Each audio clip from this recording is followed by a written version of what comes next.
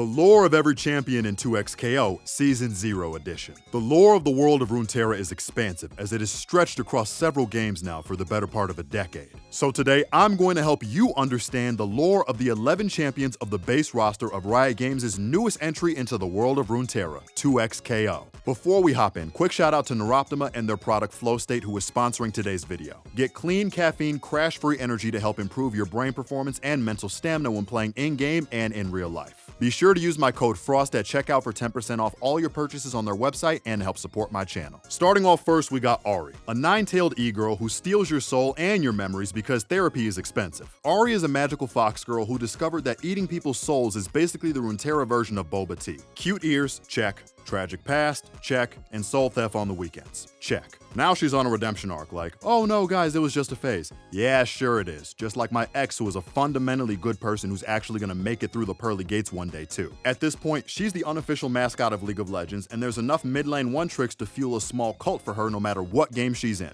Because apparently, nothing sells skins like trauma and nine tails. Ekko is a time-traveling STEM prodigy kid with Dialga powers who's trying to undo all the childhood trauma most black kids deal with from growing up in the hood, or in this case, Zaun. But nevertheless, the road to hell is paved with good intentions because he keeps speedrunning his own villain arc due to his lofty ambitions and righteous personality shortcomings. He's a Zaun all honors kid who can literally rewind time just to dunk on you twice in the same fight. Instead of solving, you know, poverty or pollution or dismantling Piltovian capitalism, he just uses his inventions to win arguments, defend his homies in the lanes, and steal from right-leaning conservatives in Piltover. If I had to best describe Ekko, how would I? You know what? Imagine if Saw Gerrera from Star Wars and Kang the Conqueror from Marvel had a child that was forced to become an actual contributing member of the Bat family. But the twist is, his Bruce actually died at the hands of Gotham criminals, so he really is the definition of peak main character syndrome. But at least he's got the trauma receipts. Jinx is a traumatized, unhinged chaos gremlin who basically saw mental stability, laughed, and built a rocket launcher named Pow Pow instead. Jinx is what happens when you mix childhood trauma, an addiction to cut water and weed, and a fireworks factory into a 5-foot-something 20-year-old girl package. She started off as this sweet little kid named Powder.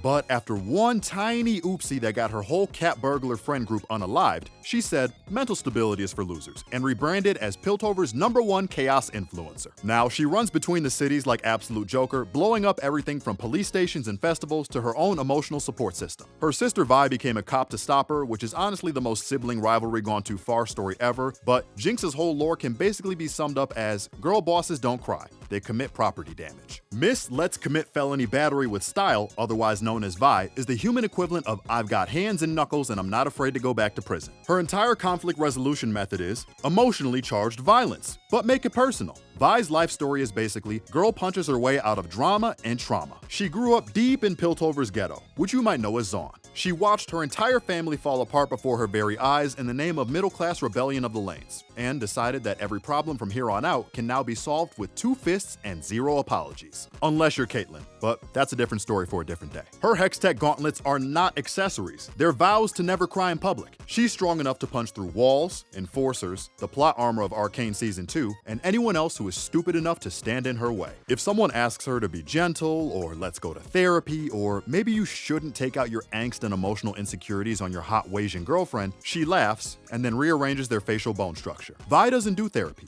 She does uppercuts. Darius is basically if a Dodge Ram driving, Morgan Wallen listening, Mountain from Game of Thrones lookalike Giga Chad got promoted to general and said, diplomacy is for people who don't own an axe the size of a Prius. Darius is a Runeterran gym bro who skips cardio but somehow never gets tired and still has legs bigger than Saquon Barkley and arms stronger than the Beast Titan. Within Runeterran lore, Swain gave him a lot of hats to wear within the Kingdom of Noxus after the first invasion of Ionia proved unproductive. He's basically the Noxian HR department, the Secretary of Defense, and the Supreme Court all in one. If you're not strong enough as a man and you call yourself trying to be a part of his army trying to make an honest dollar on his time, he literally will just divorce your head from your shoulders and wipe his blood-stained limited edition Chelsea War Boot 9s on your carcass. Dude's lore is just him saying my country first, my barber second, while flexing so hard entire nations quiver in fear and surrender. But not the Freylord and Trundle though. That's another nugget Easter egg of lore for another video. If you know, you know. In totality, he's not really that evil, he's just extremely into chess day.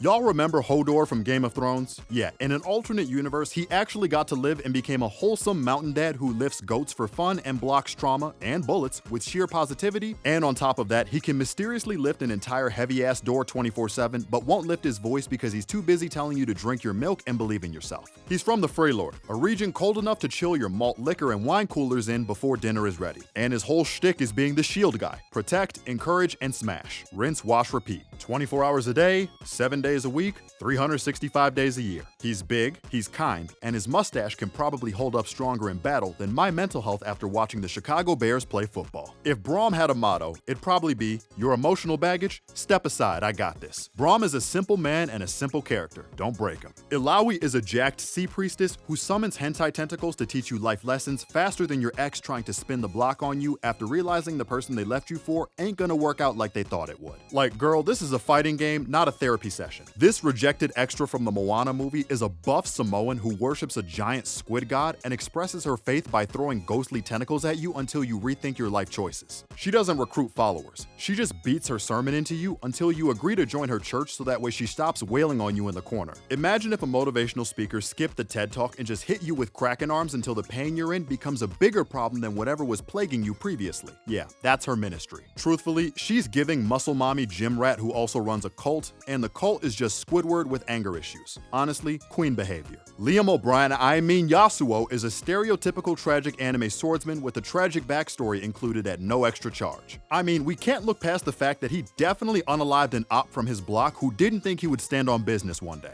But I mean, if we're being honest, it was kinda justified. So now he just sulks around as he wanders the Runeterran island continent that is very close to being a copyright strikeable version of East Asia, and he lets the wind do all the talking. Okay, let's just quickly sum up his backstory. This guy was a star student at a sword school, but then war happened. He abandoned his post to go slice up people, and when he got back, surprise, shawty, his master was dead. Everyone was like, Yasuo did it. And Yasuo was like, bro, I was literally farming CS in the jungle. So now he's a fugitive, blamed for a murder he didn't commit. To make things worse, his own brother Yone pulls up on him like, 1v1 me bro, no items, final destination. Long story short, Yasuo wins, and now he's got a fresh layer of family trauma to sprinkle on top. Now he wanders around Runeterra like a sad divorced dad, drinking sake, listening to Linkin Park, and spamming Hasagi every 3 seconds while every low elo player in existence hovers him first pick. Yasuo's lore is basically, I swear on my mama it wasn't my fault, but with extra wind sound effects in the background. Warwick's lore is, what if a mad scientist made a werewolf, but the werewolf got depression?